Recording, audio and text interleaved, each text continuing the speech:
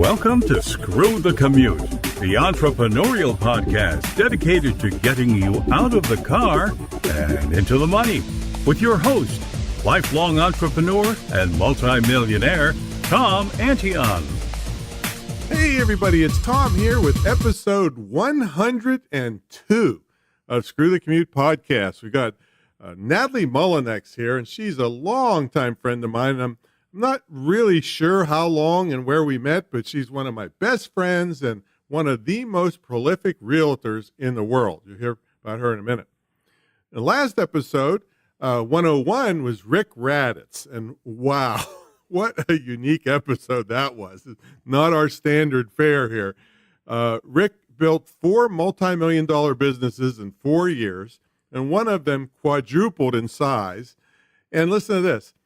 Rick's passion for philosophy and political activism is financed by these big businesses he built, because they don't really bring in money unless you hit it big. So he's really created a lifestyle business. And don't worry, it wasn't a politics show, but I did offer an idea to build the wall, except not on the southern border. I said build it in between the left and the right people so they don't kill each other. So check that out. It's episode 101. Now, our podcast app is in the iTunes store. You can go to screwthecommute.com/app, and it has all the instructions on how to use it, and it'll do all kinds of things on your tablets and your cell phone. So that's Screw the Commute podcast app. Now, we just rolled out on-demand TV on Roku TV. If you have a Roku box, please install the public speaking channel. That's the first one. We're going to roll out several others on protection dogs, and brutal self-defense is another one we'll be putting up, and internet marketing stuff. So, but the public speaking channel is live and ready to go. You got about $100,000 worth of training on there. So definitely worth your while to take a look at it. Now, our youth program is in full swing. That's where we highlight once a month a young person. Now, young is up to like early 20s, and that's doing entrepreneurial things. So we want to feature them. So if you know anybody, have them email me at orders@antion.com, orders@antion.com. Of course, that'll be in the show notes. And they can find out how they can be featured on an episode of Screw the Commute. Anybody older than that might be a potential guest on the regular show, but we really want to highlight entrepreneurial youth. All right, our sponsor today, in honor of today's guest, who is a prolific speaker herself. Our sponsor is AmazingPublicSpeaking.com. This is a membership site with over 475 professional and public speaking training videos, plus audios and articles. Now, we also have a corresponding complimentary webinar with 30 speaking tips in 37.625 minutes. All right, it's not that fast, but it's pretty quick. And we'll have a link to that in the show notes at screwthecommute.com. Okay, let's get to the main event. Nathalie Mullinix has worn every hat in the real estate industry for over 33 years. Her passion is being a change agent. She started with creating real estate menu systems in 1994, which was way ahead of her time. And I'm going to let her tell you about them. Now, her real estate teaching supports many small mom-and-pop brokerages and allows Realty Universal to donate and serve the much-needed areas she is passionate about: starving children and wounded adults. Nathalie, are you ready to screw or keep screwing the commute? Hey, Tom, how are you? Good. Thank you for having me on today. Oh, wow. Now, you've commuted a lot of air miles between Baltimore and Hawaii, I'll tell you that. I certainly have, and many other areas. Yeah, well, tell everybody about what you're doing currently, and then we're going to retro back to the beginning to see how your entrepreneurial journey came about.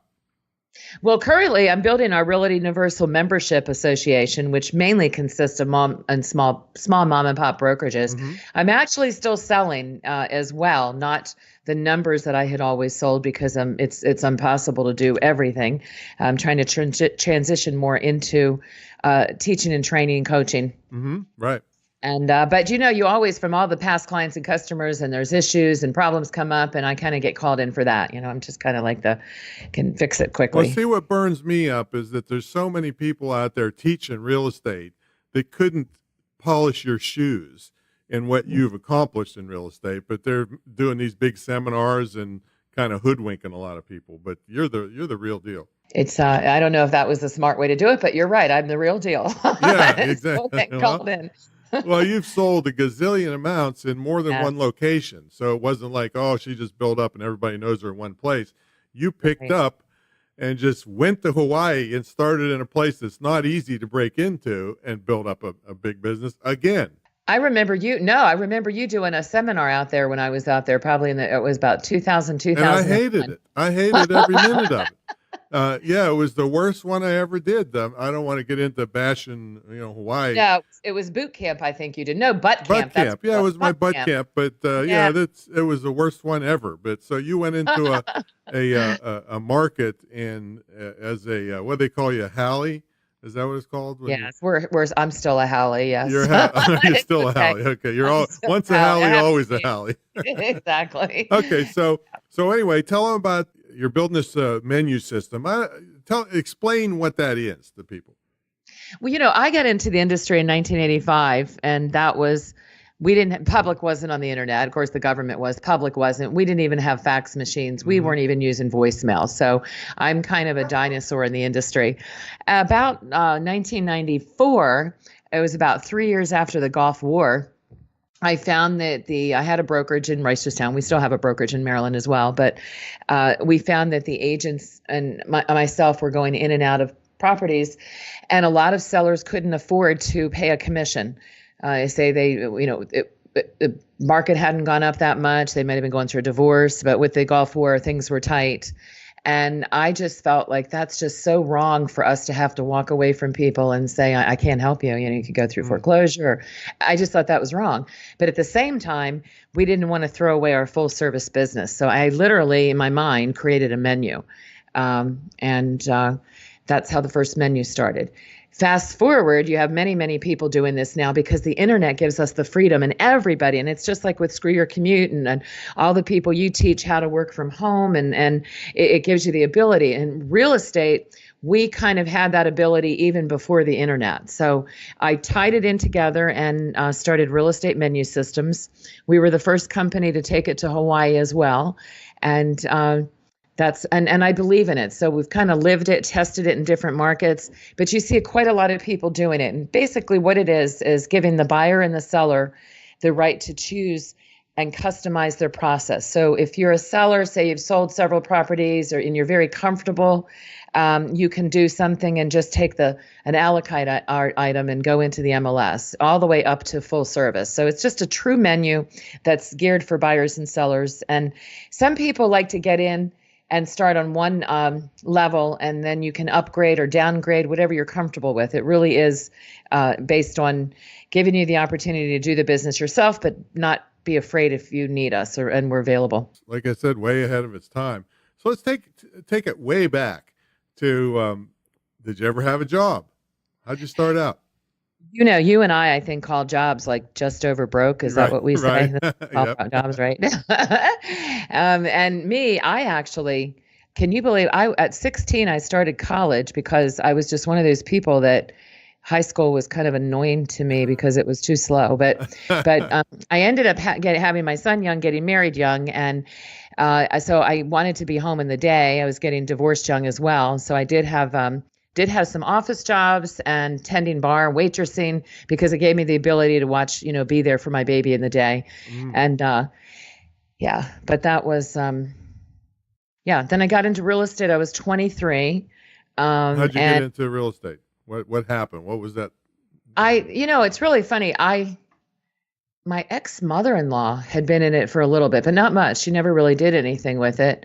And it's just something I just decided I wanted to get into. I'd always wanted to go into acting, but acting wasn't going to pay the bills right then. So I got into real estate. My father died that week. It was really crazy. And I was getting divorced like within 2 months after that. So that's kind of how I got thrown into it. And I didn't have monies. And I think I became really successful. I'm losing my words here. Became really successful because I was hungry. And I think that's one of the basis that really will get somebody to go. You find a lot of single parents, divorced women, divorced men raising children. They're a lot more hungry. So that's how I got into that's for it. sure. Did it. Yep. Okay, so did you instantly become this super salesperson, or how? What was the transition there? And you were an agent to start with, right? You don't start out as a broker or a realtor, right? Right. It takes you. It depends on what state you're in. Most states you have to be in the business at least 3 years before you can go for a broker's license. And you were doing this in Maryland? Is that what it was? I was doing it in Maryland in a place called Owings Mills, Maryland, sure. And I went with Coldwell Banker. And I was hungry, like I was saying, because I was raising my son. My son was 6 already at the time, and I wasn't getting child support. And I knew I had to do it. I just had that mindset. You go after it, you do it. And I did a lot of cold calling, which we can't do today in the same fashion. And I just started rocking and rolling. And I remember ended up leaving Coldwell Banker, going to Long and Foster, because the Coldwell Banker manager was giving this person who was one of the top agents in the office listings and saying I couldn't call here and couldn't call there when I was doing the work. And I said, well, I'm not going to go there. Now, subsequently, that agent left and that manager begged me to come back later, but I didn't go back there. And I ended up doing more business than that agent within about a year and a half, 2 years. Amazing. So yeah, it was really amazing. When you get older and you go, wow, this is tiring. But when you're young, I don't think you can knock down doors. You don't think about things like that. And at least I didn't. Yeah. Now, all right. What was the commission structure like in those days, or how much could you actually make? It's really funny. I think we were making a lot, and with smaller prices too. The commission we're not supposed to really talk what about years commission, was this? but it was an average about like 7%, 6 and 7%. And it was funny. I was doing a lot, 12 million by my third year. But back then, as though you probably remember too, in businesses, you've had your own businesses for years and years, money went a lot farther. Yeah, that's true. I remember doing 100,000 in 3 months. I went to Long and Foster after Coldwell Banker. Then I went to Remax because they didn't have 100% commission structures back then. So Long and Foster didn't offer it. The other companies didn't, but Remax did. Remax said you could pay about $1,500 a month and then keep the rest of your commission. So I went to Remax. Within a year, I had to start my own company because they were forcing me to buy a franchise, and I didn't want to do any of that at the time. So, but the commission structures we just made, I remember doing 100,000 in 3 months, and they were small deals. It's just amazing what a different world we're in now. Really. We really are, because it's just, money just isn't what it used to buy or be. How did the progression go? When did you become a broker and all that stuff? It's interesting you say that, because I had no idea. I wasn't planning on starting my own company, and being a good mom as I always wanted to be, and I was raising my son by myself. The closest Remax office was like 45, 50 minutes away, and I thought, I'm not going to do this. So I went and rented a little satellite office in Reisterstown, Maryland, so that I could be close to school, close to home with my son. And the Remax office said, you can't do this. You have to be in our office, which was 45, 50 minutes away. And I said, I can't. It's too far, with the commute and everything. And I was always the mindset of like work from home, where, make it easy, make sense, and not, spin your wheels unnecessarily. So they thought that I would buy a franchise. And at the time, there was a gentleman named Lou Conrad that was offering 5% commissions in Timonium. And I would go into people's homes. I go, you're going to do it for 5. And back then we were getting 6 and 7. Again, as brokers and agents, we're not allowed to discuss commissions amongst each other. But on this show, I guess I can kind of do it. So, I'm not going to do it anyhow. But I was like, no, I'm not going to do that. And it's funny because now we offered, menu programs where someone could list for as low as $500, $349, but they do it themselves. So It's just funny because someone would say, well, you're offering that. Well, it's different. It's a true menu. We don't do full service for that little bit of money. Technically kind of a hybrid FSBO or something, Yeah, it is a hybrid now. And you have a lot of companies doing this now. The menu system that I started, you find many, I knew it would be a way of the future, but many people are doing it now. But back then, so with Remax, there was a gentleman named Darko that ran up was in charge of the East Coast division, and they wanted me to buy a franchise. And I said, I don't need your franchise. I don't want your franchise. I have no need for the franchise. I was doing probably number 1 in the Reisterstown area, which is in that time. So I got my broker's license, and that's how it started. That's great. And then you build up a staff of agents under you? Is that how it works, or you just Um, got more I of the did. money? I bet it. What? But I made a mistake though. I thought, why would people want to come? Yeah, we had like 30, 40 agents, but why would people want to come with us being a small brokerage? I didn't realize I was so young. I was about 27, 28, that I was such a heavy hitter in the industry, and it doesn't mean anything to me now, but I just didn't realize, I had a lot to offer, to mentor, to train, to teach. So I proceeded to bring in a lot of agents, and our way of training was literally to take them out in the field and teach, and then give leads and leads and leads. And I still have the same accountant to this day, and he used to yell at me and say, "You're giving away too much of the store," So I didn't. So that's what we did. I never liked the model of having many, many, many agents. I just never liked it. And when I went to Hawaii, I didn't want to have that either. I believe it's better to be a smaller brokerage and have, 10 or 15 agents max, and then work like a team and do it that way. It's just something that's always been part of me. Okay, so you stayed there until I already knew you at that time, and you were, I don't really remember how I met you, maybe at the Speakers Association? No, yeah, we met in, it was either 97 or 98. I think Philadelphia had the speakers convention in July of 98 in Philadelphia. And then I think you put on like a workshop after that, maybe somewhere near DC. And that's how I met you, through NSA. Okay. And you were so funny. It was like you're hysterically funny. So you stayed in DC. I remember I was around, and I see you a lot there. And then one day you decided, I'm going to move to Hawaii and do it all over again. Tell us about that. Well, I lived in Hawaii as an Army brat from about 8 to almost 11. And then my mother divorced my father and took my brother and I back to Maryland, like with no notice. At that time, you could get a divorce in about 7 weeks. And so to me, Hawaii was home. I even had it in my yearbooks in Pikesville Junior and Senior High that I'm going to be going back to Hawaii. So I'm the type of person, maybe to a fault when I think about it now that I'm older, but I'm the type of person, I really do what I say I'm going to do. And I always said I'm going to go back to Hawaii. And so I built up a really successful practice and had properties and a lot under my belt. And I said, I'm going to go back. Part of why I went back then is I have one son, and I wanted to go when he was at an age that he wouldn't be married and settled down, because then I couldn't at that time imagine being 5,000 miles away from him. Mm-hmm. So he was about 21 when we went, and I started downsizing the business about 2 years prior to that. And then went, and I started from scratch and did pretty well out there.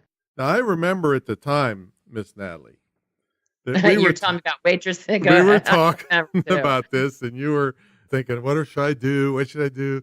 And I'm all supportive of you to do it, but you made the statement, I'm going to do it.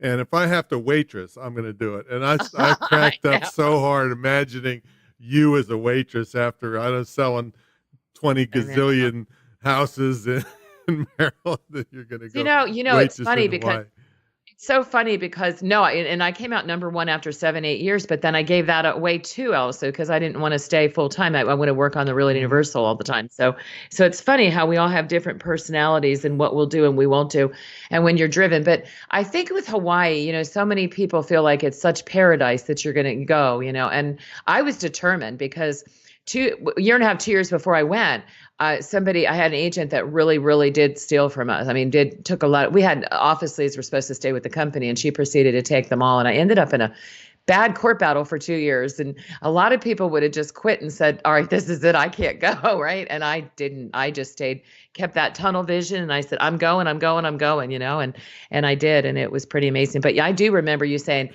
you can just, I'll say I'm waitress. You brought that up a lot. And luckily I didn't have to. But waitressing isn't bad. Nothing wrong with waitressing. I just can't see you doing it after selling, I don't know how many $1 million worth of real estate. It was a little traumatic taking your dogs, wasn't it?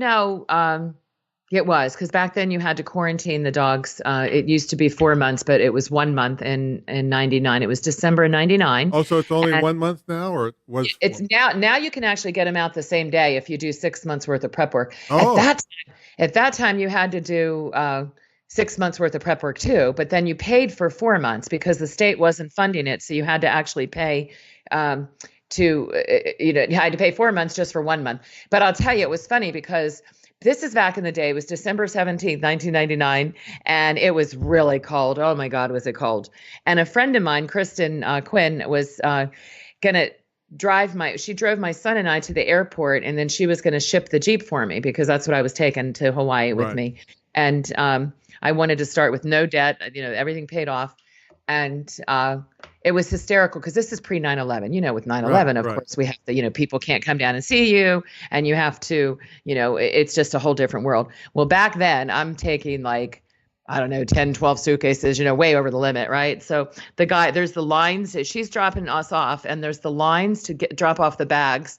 And I'm not as brave after living in Hawaii for years. Hawaii takes something out of you, right? It's a little bit different. It's a lot different than the East Coast, right? So I've changed a lot. But anyhow, I'm paying the guy $100, so I could get all these extra bags in, and he's taking them, no problem. And I told my son, I said, go down and get our seats, at the airport. We got to take the plane. We got to take the dogs over to the other side of the airport. And Kristen takes me over to take Zachary and Champion at the time, which you met them, and beautiful dogs.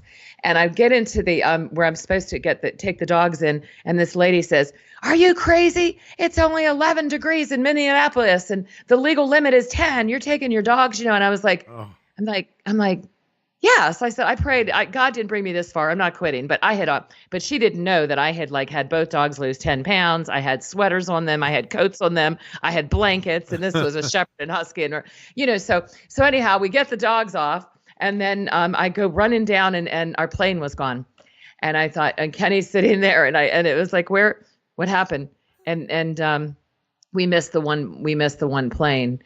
So they were putting this on another plane, and it was delayed. And it turned out it was delayed because the door had fallen off. And I'm like, that's a good reason. That's a good reason. We're not gonna do it. So it was a pretty interesting. But were the dogs on the plane that left ahead of you? Yeah, they left ahead of us. Oh, boy. Which I didn't like at all, but it was wintertime. It's a much safer time to go. You want to take dogs in the summer. But I got to tell you, though, when you're young, somebody might say young, dumb, and stupid, but it wasn't dumb and stupid, right? It's just when you're young. I think when you have that drive and do you ever have that when you just know, a lot Sure. of things question, and there's other things you go, no, just like Really Universal. I pushed it away for so many years, and I go, okay, I know I need to do it. I have to do it. So that's kind of what that was. But oh yeah, if I knew everything I know now, I would have been scared to death. I mean, I probably might not have done it, So any, you hear all the time crazy stuff happen to people showing houses, and anything happened crazy, funny to you in all this time? I got to tell you something that is kind of funny, because now I don't go out and show like I did for 20 some years, right? Because I built the membership, but then I still have a lot of repeat clients, and things come up, and it's like so I do have to still go for certain things, and I will. And so it was a commercial listing. I'm not naming the name. I'm not saying where it is. But it's a commercial listing, and it was really in the last year. And my son Ken is he's in spinal research, but he also is a phenomenal photographer. And he's like one of the best, and he does a lot of nature photography. So he was going to do films for me on this property and aerial shots. He's also licensed he's got a real estate license, but he doesn't love that. Maybe it's because he's seen a mother do too much of it. He doesn't. But he's got the aerial license. What do you call it? The drone license? Drones, yeah. Mm-hmm. So we go out to this property, and I had sold the person's farm years and years ago in the 90s, right? But I hadn't seen the person because I've been in Hawaii for, all these years, right? So, and this is on the East Coast. So anyhow, we go, and we're there's a bunch of different, it's like a strip center, but it's an old one. And then there's new properties and older properties. And one of the older buildings is built in the 1800s, right? It's about 4,000 square feet, completely empty. Kenny's going through and filming and taking his shots and doing everything. And then he gets down to this room that's in the basement, like way down in the basement. Tom, it looked like a dungeon, right? And I swear to God. And I'm like, I don't know. I trust the owner, but maybe I feel a little funny. I don't know if I want to meet with him alone or something, but it was just because it'd been so many years. But he's very respectable, Christian. But sometimes maybe we get older, I don't know, we're more protective. So this room looked like a dungeon, and Kenny and I go look, and we go, oh my God. And Kenny says, oh my God, Mom, it's like blood. That's blood. That's blood on the walls. That's blood on the floor, right? I swear to God, this is just months of this past year. And I'm going, oh my God. Like, he goes, I'm gonna get a flashlight. And he goes, and it really looked like somebody, like if they were tortured and the blood like Oh, splattered man. on the walls, like in fingerprints and around. And I'm going like, oh my God, let's get out of here. Right. And he comes up and he goes up and we go up the stairs to go to, and there's a rag that he brought up and go, get the rag back there. I don't want it to look like we've been in there. Right. Get the rag back up there. And and he's like, the owner didn't mention this room. And I said, no. And that's really weird, Yeah, isn't it? really. Right. You know, like, oh my God. And so then the owner had called, we're talking, Kenny and I are talking, and he's like, meet me over here for the, and I'm like, I made him some excuse. I said, I'm not meeting alone right now. And Kenny's going, Mom, we got to do something. We're going to call the police. What are we going to do? And I'm like, I don't know. And we're like laughing, but not laughing, because we're like, this is too weird, right? But it was, you'd have to see, it really looked like blood. I mean, like in different places. Maybe they slaughtered pigs down there or something. I don't know. But the funny story was, we laughed so hard when we found out later, because, and he kept saying, I asked the owner, and my son could hear the call, you know, what is that? There's this bizarre room down there. He's like, I don't know what you're talking about. Right. And then it's even worse, because you're like, he's got to know what this room is. Right? You know, like there's like, so anyhow, so it turned out it had been a tanning booth thing, there were old tenants way back that had done tanning salon in there, and they put the sprays on there and they'd spray the people. But I was like, ew, that had to be a gross one. It didn't look clean. It didn't look, and I was like, that needs to get painted before we sell it. But it was just a funny story for the events, and how hard we laughed about, we're like, really like, oh my God, we're gonna have to call the police. What are we gonna do? It was crazy. All right. So how does somebody, where would they have to be if they wanted you to sell their house or, get in your menu program? Anybody can go to realtyuniversal.com and fill out the contact us form or call, and they can be anywhere, because we actually have affiliates in all 50 states that we work. Great. So anybody can. Yeah. And then we can also refer out of the country and other areas too. So it's pretty interesting. It's pretty good. We have a brokerage in Maryland and Hawaii, but we have affiliates everywhere, so they can get taken care of. So it's realtyuniversal.com. Yeah. Perfect. All right. So we got to take a brief sponsor message. And when we come back, we're going to ask Nathalie, the super realtor, what a typical day looks like for her, and maybe a couple, because I know she spent a lot of time in the air back and forth to Hawaii. And then how she stays motivated. Folks, have you ever thought about getting paid to speak and you're not sure if you're ready to invest in lots of training? Well, I've got the solution. AmazingPublicSpeaking.com has over 475 public and professional speaking techniques, openings, closings, attention-gaining devices, humor, and also the business of speaking. And it's only $97 for an entire year. You can also check out our complimentary webinar, 30 speaking tips in a little over 30 minutes. And all of this is going to be in the show notes at screwthecommute.com. And this is episode 102. All right, let's get back to our super guest. Nathalie Mullinix is here. And Nathalie, so what's a typical day look like for you, let's say in Maryland and in Hawaii, and if you're traveling? There's 3 different ones. Well, I get up and I pray and I meditate and I want to work out first. I remember what time you get up? That's a good one, because if I'm in Hawaii, I'm usually up by about 4:00, Wow. 4:30. But in Maryland, I don't get up until about 6:30. Okay. So it just depends on the time zones and where I am in different places. That just brought back a memory one time, because I used to run 5 miles a day and now I don't, which I would love to, but I had a plate and a pin in my leg and ankle.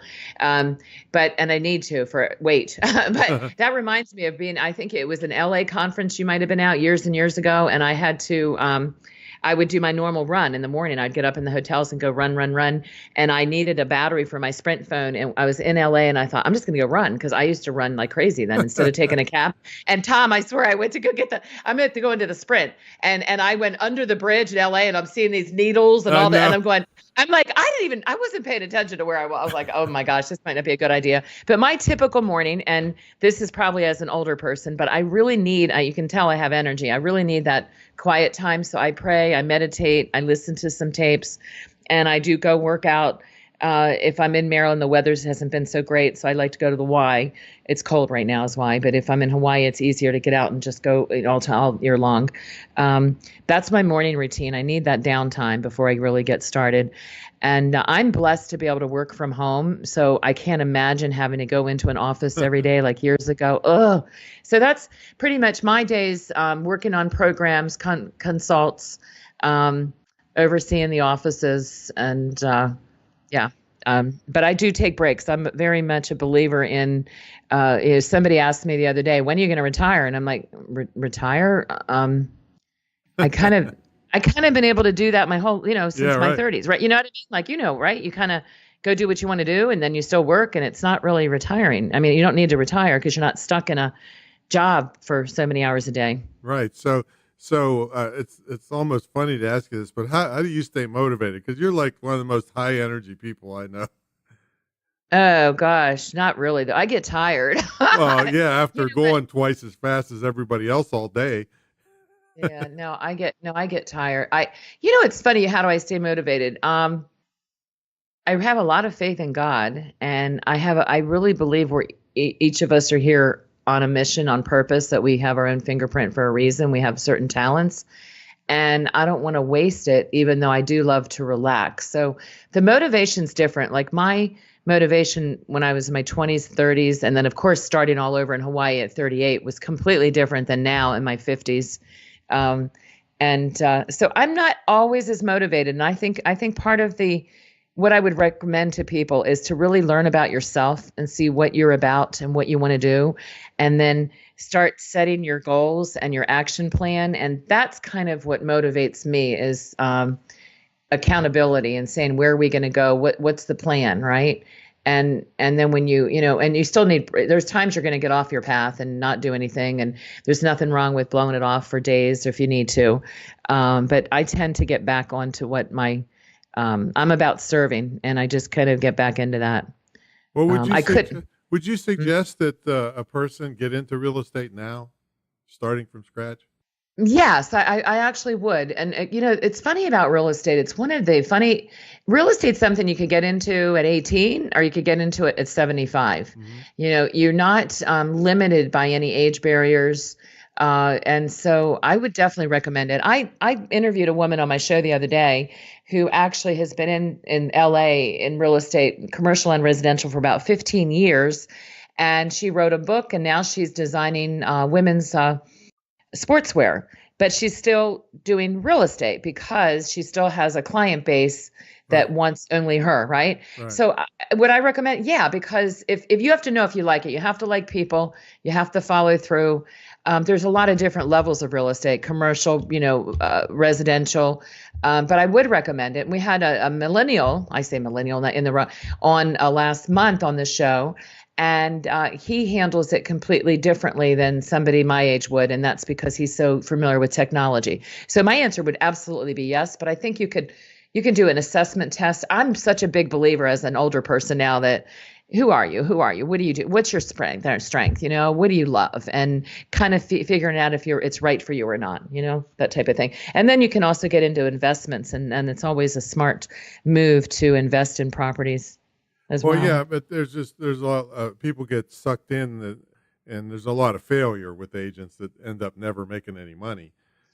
But I don't believe that. I do believe it. I mean, the numbers show you, and the estimates, the numbers show you, but it's but I don't believe if somebody wants to work, I don't care what the market is, because somebody's always dying, somebody's always getting married, somebody's getting divorced. People have to move. So if you want to work, you can make money in any market. Now, me, I went at too fast of a pace, and I'm more burnt out in the sense of I don't desire to go out and do 80 million in sales right now and do this and do, I'm just, because I'm really passionate on working through agents and brokers and building it, and then still being able to help repeat business. Does that make sense? Right. But that's because I'm really living my passion. And, it could be very annoying to somebody to go, oh my God, like you really are on target with what you want to do. But But yeah, so I don't buy that you can't make it. It's because it's up to the individual person. Usually when they're not making it, it's because agents go and they sell 1 or 2 houses and go, and they focus on that one instead of remembering you need to prospect every day. What about, and go further with that. So you're saying if they hustle, this is still a great profession to get into? If you love people and you hustle, because it really is about repeat business and referrals, building relationships. I do think it's a great business. Now, I always wanted to go into acting, and if I had to, for me, my love would be more art, I think, and acting. With people, I say it to people that have known me for years, why did I was wondering, why wouldn't it be self-help? I love that part more. And now I've gone full circle and I'm able to incorporate, Tom, you're the perfect one for me to mention this right now. Good. I wanted to start a radio show back in 2007 or 2008 in Hawaii, and I said I just test marketed it with terrestrial radio right in Honolulu, and people were like, it sounded really good, and I was like, I wasn't. I was just testing. I wasn't ready to do it, and then I started doing the podcast over 7 years ago, and I remember saying to you, I'm going to do real estate and mix in self-help, right? And God and other topics, right? Giving back. And you cannot do that now. You have got to keep it focused. You got to focus and just do it on real estate, right? And I said, watch me, right? And that's what I do. I do it anyhow, right? Does that make sense? So yeah, I mean, people, as soon as somebody tells you you're crazy, you're on the right track. Same with what I did with this retreat center. Same with when I had the Practical Joke Company, and everything I've done. Is people tell you you're nuts, and then I blow by them doing it, what they told me I couldn't do. So. Right, because you follow your heart and you listen to that, and that's where I really, you hear people all the time. They said my parents wanted me to be a lawyer, so I became a lawyer and I hated it. And the next thing they're off, skydiving, right? Or, everybody has to follow their heart. Definitely. I'm not sure. For me, real estate, I think it's the people. It wouldn't have been just selling the properties, but and negotiating. Like, I love negotiating. Well, the reason I didn't really want to go into real estate, because I dabbled with it a little bit, but all the buyers wanted to sleep with me all the time. And I bet they did. It's just I just didn't feel right to sell myself out like that. Yeah, no. So anyway, you're so funny. Thanks, Nathalie, for coming on. Everybody, she's a real mover and shaker. This lady is. If she says she's going to do something, you better, like I said, get out of the way, because she's going to blow by doing it. So thanks a lot. And hey, I didn't realize that anybody all around the country could do business. If you want somebody that knows how to make deals, I mean, she's made deals that nobody could make. And we put them through other people, other affiliates, but we can still oversee. Right, of course. But I mean, you see deals where a lot of people say, well, we can't make the deal. And then you say, well, watch me. You go make the deal. Right. So it's all about win-win. Yeah. So thanks so much for coming on. And for everybody else, please. Thank you for having me. Yeah. It's awesome to catch up with you. Please subscribe and leave us a review over at iTunes. And remember to download that podcast app, and it'll make it real easy for you to take us with you on the road. And if you do know any youth that are doing great things entrepreneurially, as up to their early 20s, have them get in touch with me, and maybe we'll feature them on a future episode. So thanks again to Nathalie, and we'll catch y'all on the next episode.